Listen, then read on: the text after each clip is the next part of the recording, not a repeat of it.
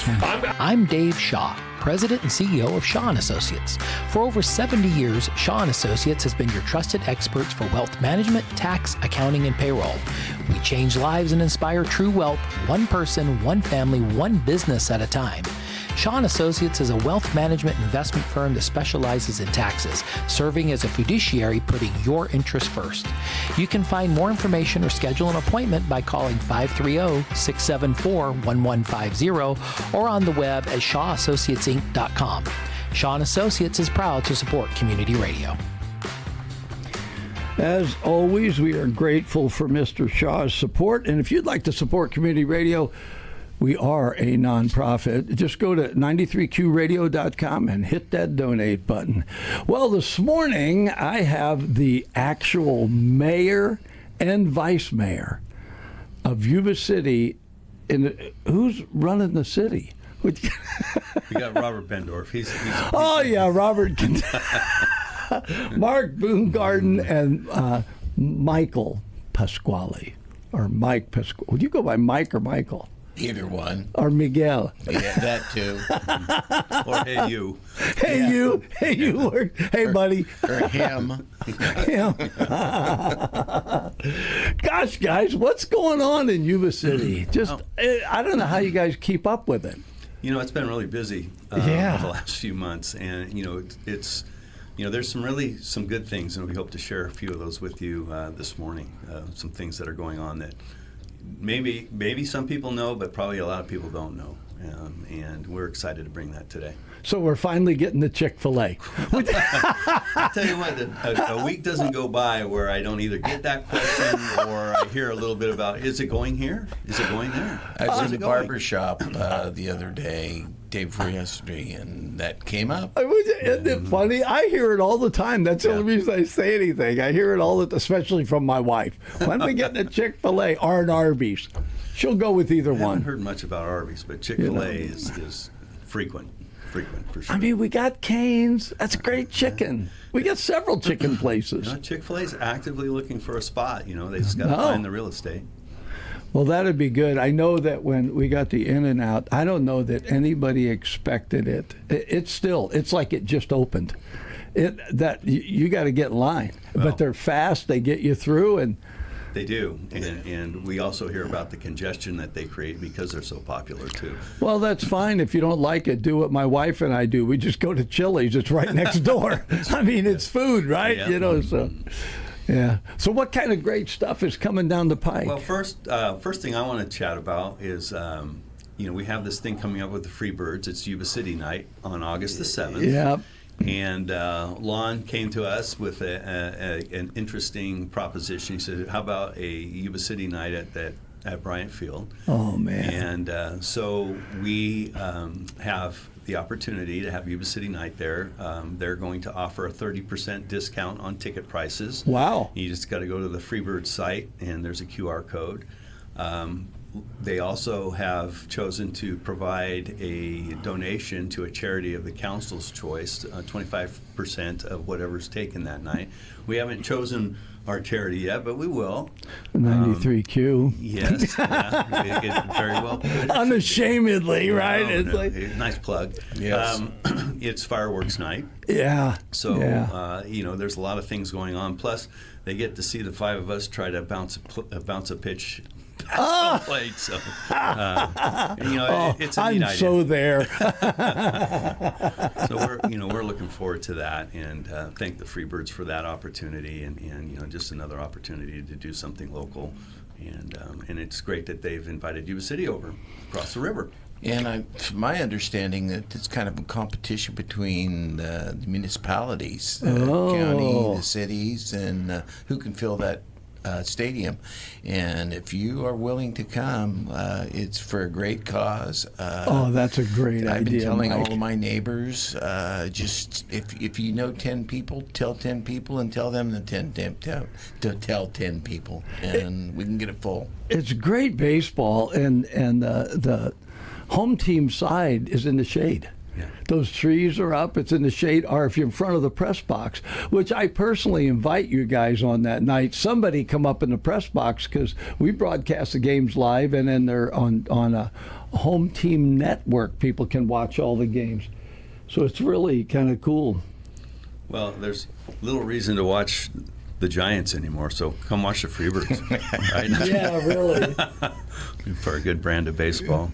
My son just said, you guys' mics are low. So I had to turn. Thanks, Pablo. I love it that Real-time feedback. people watch out for me. Are we close enough then? Or Yeah. Okay. They're probably good. He'll tell me. All right.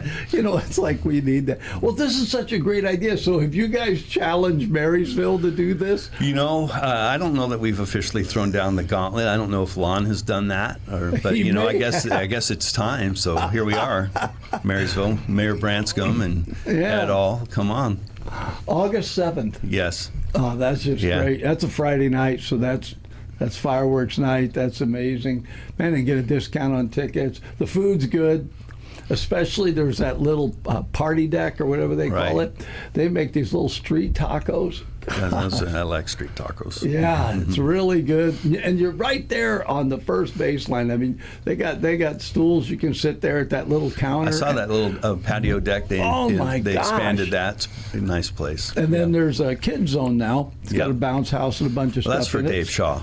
Dave Shaw will be. We should have Dave run the kids zone. Dave, if you're listening, that's your job on the 7th. He probably is. We told him we were coming on. So. I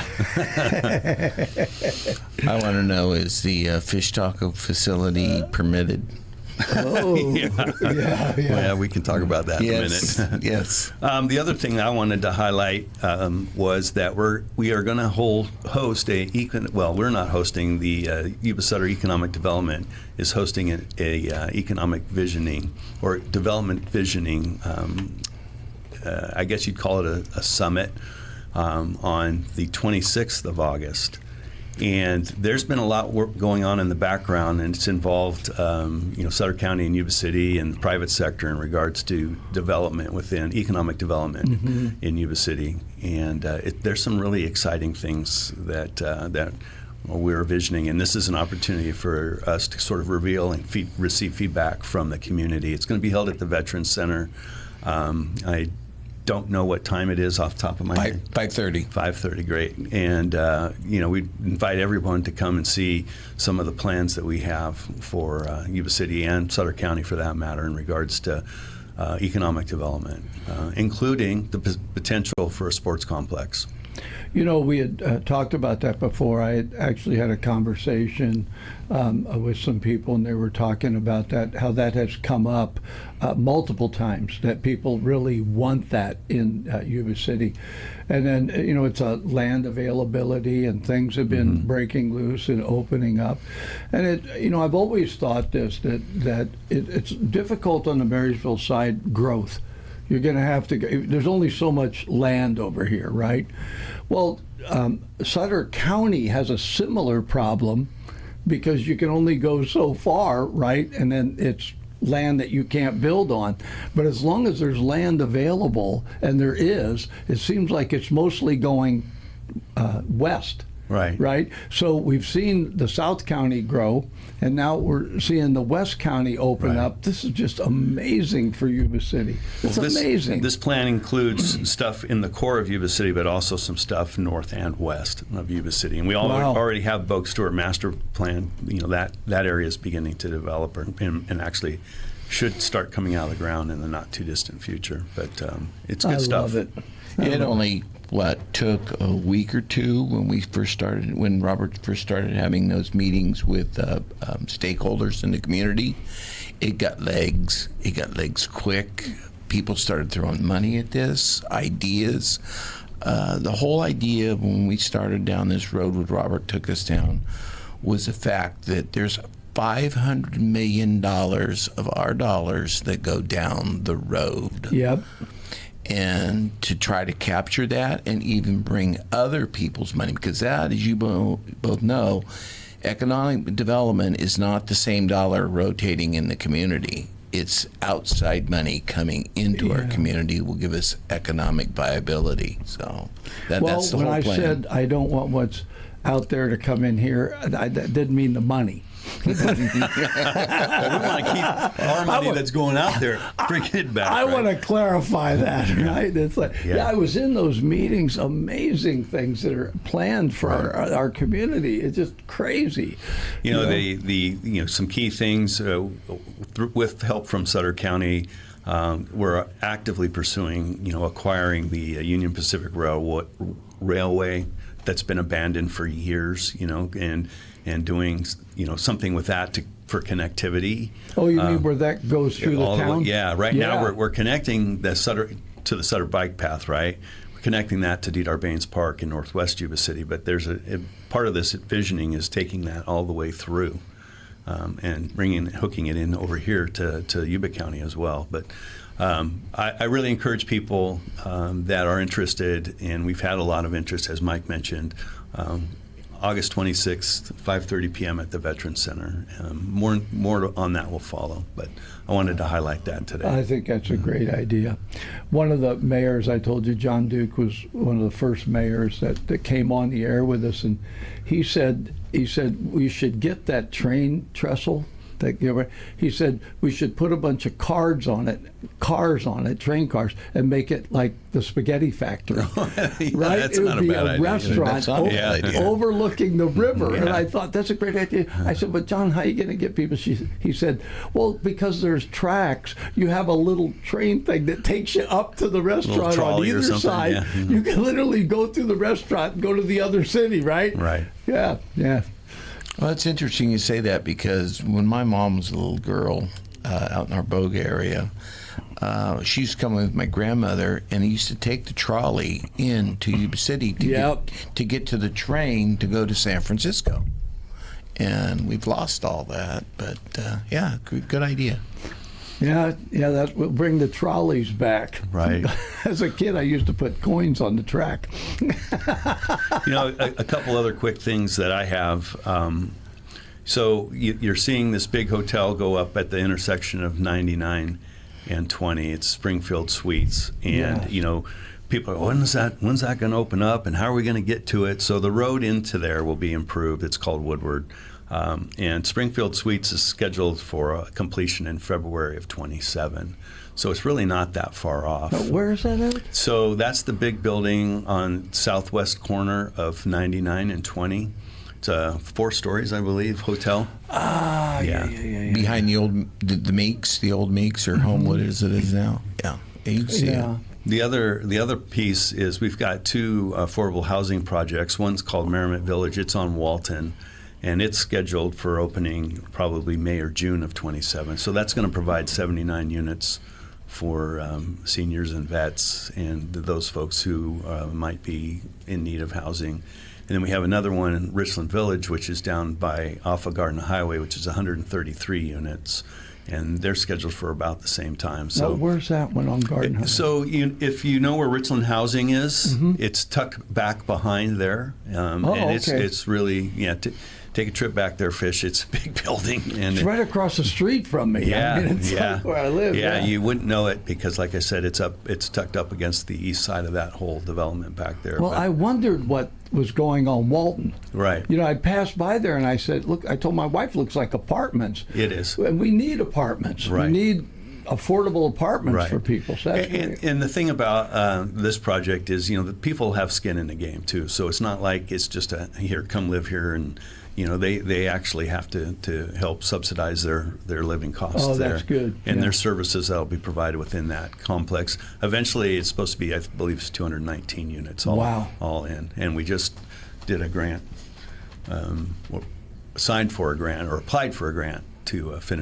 finish off that project. Well, I'm driving down the road one day, and I look up, and Evans Furniture got demolished. Yeah. And I'm like, that was a nice building. Right. It got demolished. What's going in there?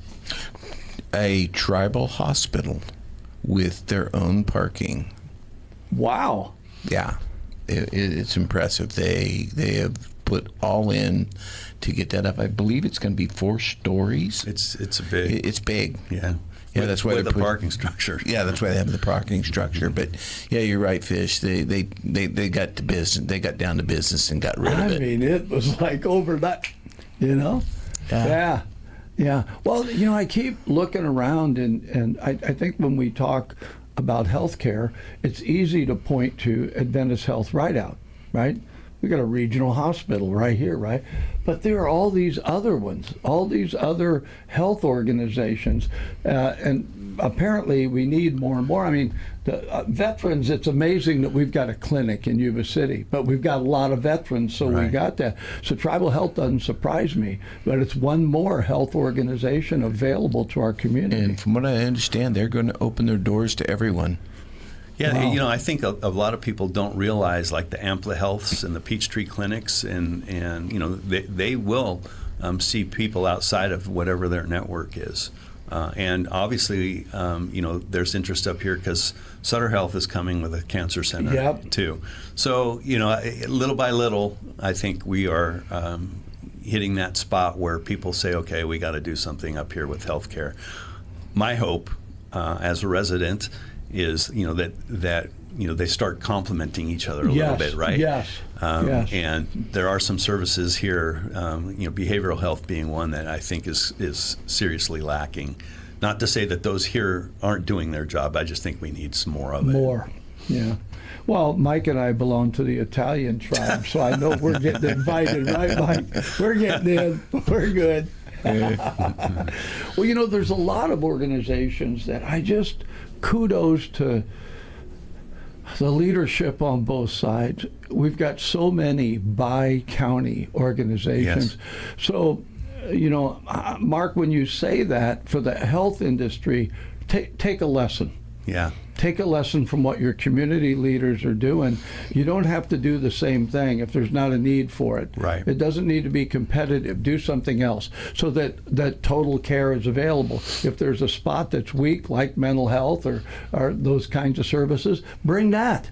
Bring what we don't have. Right. But yeah, that's exciting. Yeah.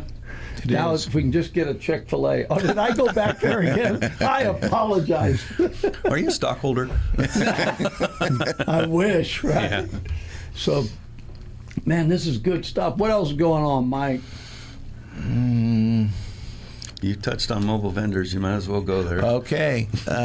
We have an issue in our communities with the pop-up vendors. Yeah. The illegal pop-up vendors. We have ordinance against that. And our concern is the fact that we do have an ordinance against that we need to enforce it. We've taken steps for the last year or so to make all the necessary requirements so that we don't step on the toes of Sacramento and to remove these. They're a health hazard. There's even concern with illegal labor practices going on, trafficking people for that'd be a way. Basically holding them hostage. I have personally gone out on some of the confiscations, and that is the very story that we got.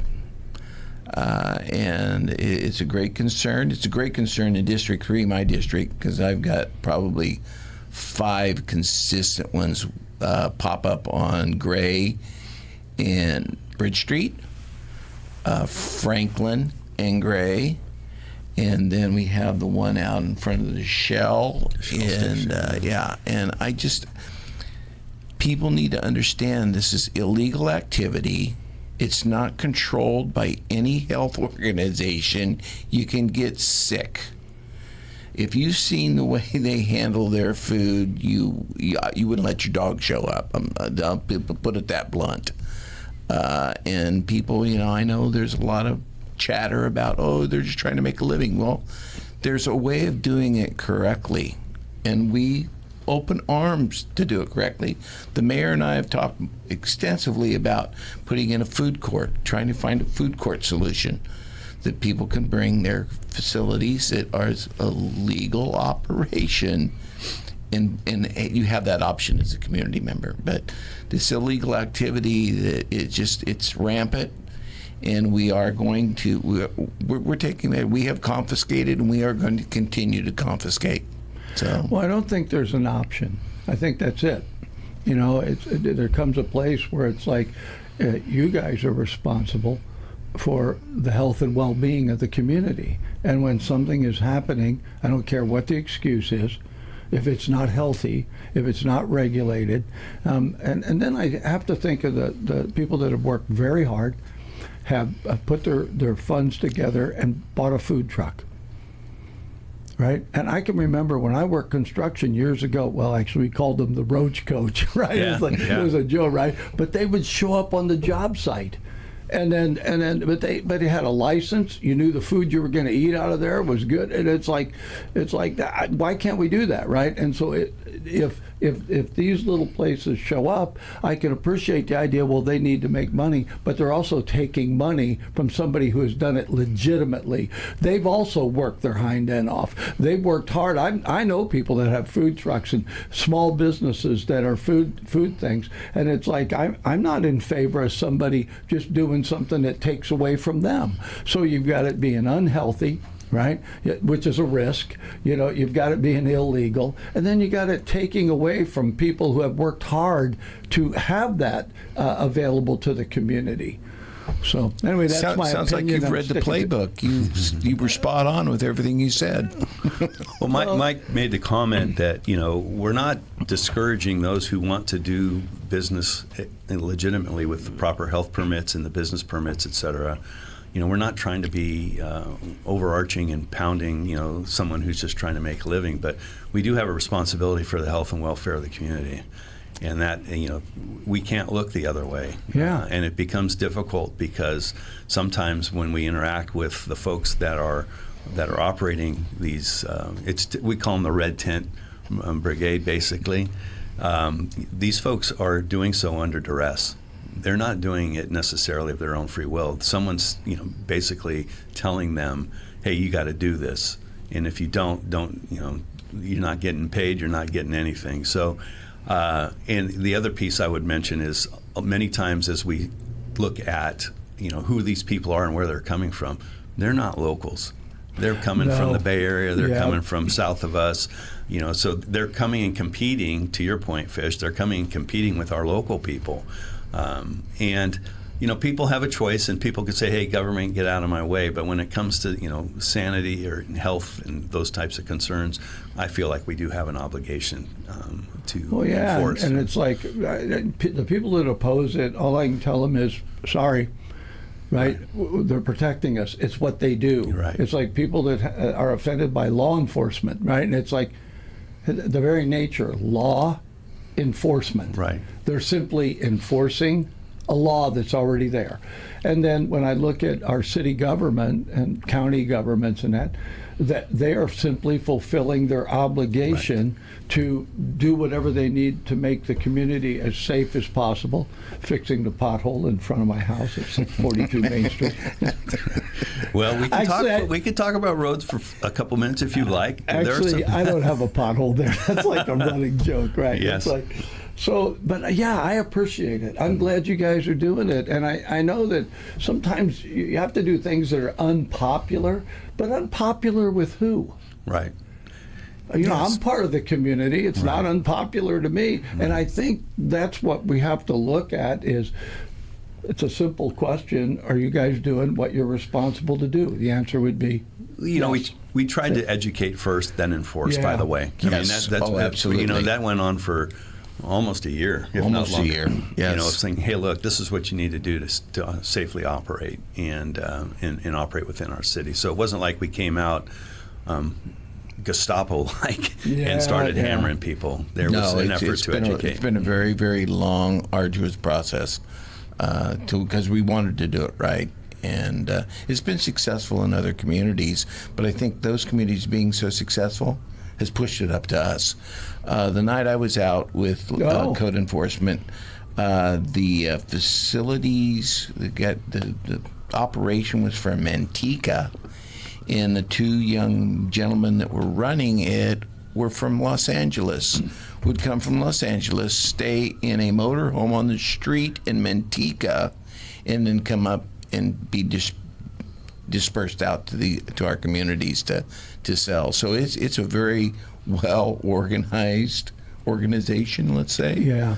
And it's taken quite a bit. It's taken quite a bit of the city's time and resources to thwart this. And it's so simple. Just don't show up with your $2 and buy something. Yeah. And it'll go away. Yeah. Yeah, or go to a facility, go somewhere where you know that they're legit. Yeah, exactly. I think we also need to acknowledge Sutter County because their environmental health is the health department arm of this thing too. So the city and the county are working arm in arm here on this. Yes, and that's good. Like you said earlier, the more that these local governmental agencies can interact with each other and provide service, I think it's a huge bonus. And we do that pretty well here in this area. Yeah, we're all in this. I crack up when I first came here. There was it was like you had two football teams, the Marysville football team and the Yuba City football team, right. And people would be fans of one side or the other. And and I always thought, well, that's kind of weird because when we first moved up here, we actually looked for a house in Marysville because we like the old style Victorian kind of houses. We're looking for that. And then, so, now I live in Yuba City and I work in Marysville. I have a community radio station that is in Marysville but licensed to Yuba City. And it's like, look, we're all one. These two cities are the county seats of two counties, getting the privilege of being this close together. I over and over again, whether it's law enforcement or governmental leadership, you guys communicate constantly with each other to try to bring us to the fact that, look, we're better together. We're better as one. We get more accomplished. And so I'm always grateful to hear that, right? That it's like, hey, we're one, right? Right. So I'm hoping that Yuba City gets a sports complex. So are we. And then they bring back the Yuba City Bears baseball team. I actually have a T-shirt from that. Yeah. And it's like, come on, that would be great competition. Oh, yeah. Come on, Yuba City playing Marysville. Well, the conceptual drawings of the sports complex include, soccer field, baseball, softball, pickleball, and other things. So we need a big baseball complex type thing. Such a baseball town, as you well know. Both sides, right? And we love baseball. It would be very nice to be able to bring that to the city, and that's one of those legacy things that I think all of us would love to lead. Is, hey, we were part of bringing this here. It'll take a few years, but we have private landowners who seem to be very, very engaged right now, which is a key. Did Yuba City have a sports complex at one point? Have they ever had that? Just the Blackburn Tally softball complex, right? And then Gaucher Aquatic Park, right? And, those are really, I don't know if you want to call them complexes, but, those are the two kind of primary things that we have that aren't connected to a school and that are solely city operated. Yeah. Your whole idea, growing up, we were known as the Twin Cities. In my life. We were Twin Cities, and people from Marysville went to Yuba City. As a kid, we always went to Marysville because that was the most advantageous part of entertainment, let's say. You talking about the cruise? What are you Come on. Yeah. Come on, Mike. And so, having that that joint synergy that goes on in these two communities is so important because even at our senior center we get people from all over the region. It's just not Yuba City seniors using the senior center. It is Marysville, Olivehurst, Wheatland, Gridley. We get people from everywhere that come over to our senior center. So I know our council, our vision is we want to be a hub to bring people together. Even what's the park north of town that's out at the one with the fountains in it. Regency Park? Regency Park. If you go over to Regency Park and walk your dog, you will come across people that drive from out of the community to walk their dog at Regency Park. So that tells a lot about our community and the draw, the potential. And so that's the vision that we see, that we want to be a hub that bring everybody in and use the facilities. Can I take this to a personal note? You can. The other day on our 250th anniversary, we had the honor of acknowledging veterans and you and your wife, and to me, that was the best part of the whole celebration. Yeah. You know, I tell people when I came back from overseas, they told me, "Don't wear your uniform," and I'd been gone for 3.5 years, and I came back and I said, "I earned this thing. I'm wearing it." And yeah, I went through what a lot of Vietnam vets have gone through with people saying unkind things, but you know, to me it was like, say whatever you want. I served my country. I'm proud of that. My wife's proud of it. We just celebrated 54 years of our anniversary. Wow, congratulations. We met in the military.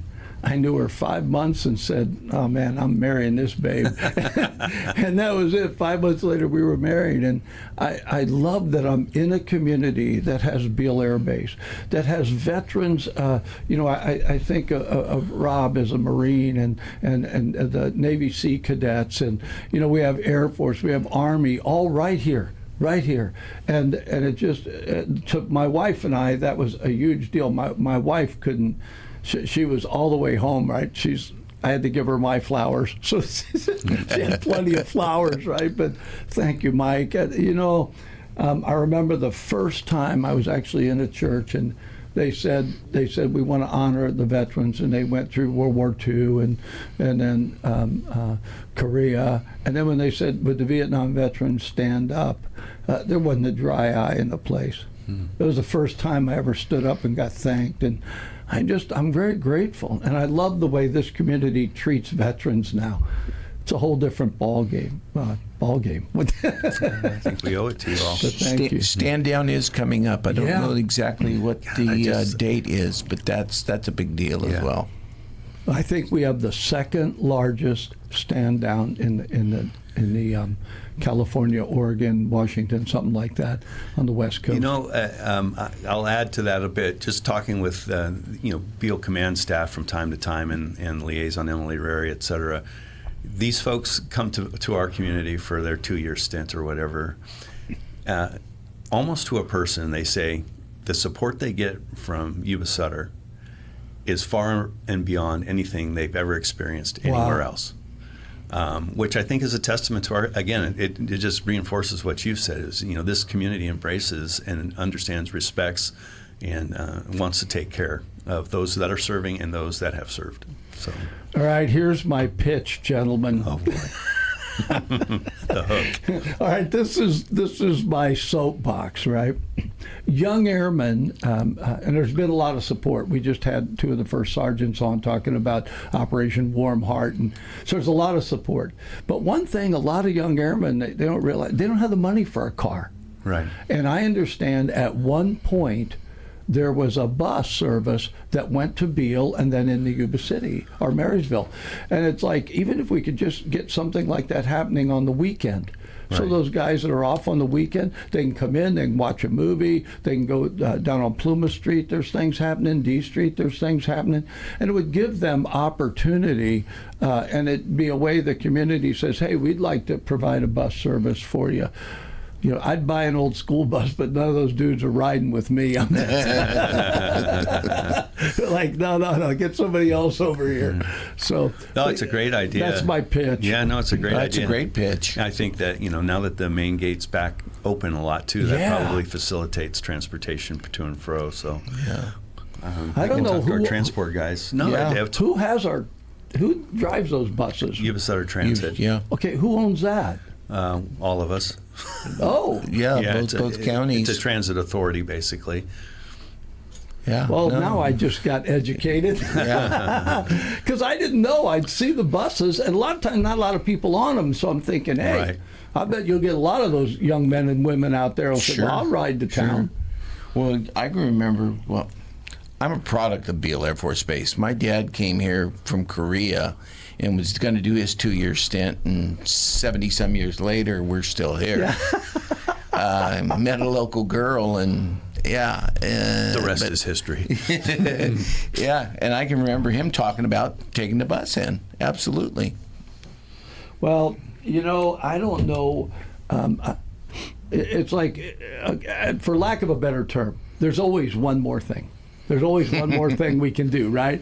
And it's like I just am of the persuasion that military, ones who are serving, have served, right?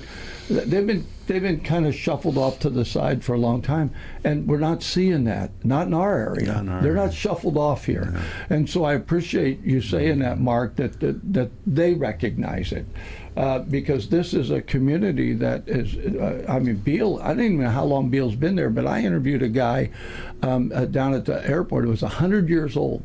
And they wanted me to do an interview with him, and it was really cool because his little 99-year-old wife was waiting for him to get done with the interview. And he told me, I didn't know it, Beale Air Base at one time, it was Camp Beale, and it had German prisoner of war. Yes. I had heard that. I was totally amazed. I'm like, this has got incredible history out there of the connection with the community. Yeah, my mom...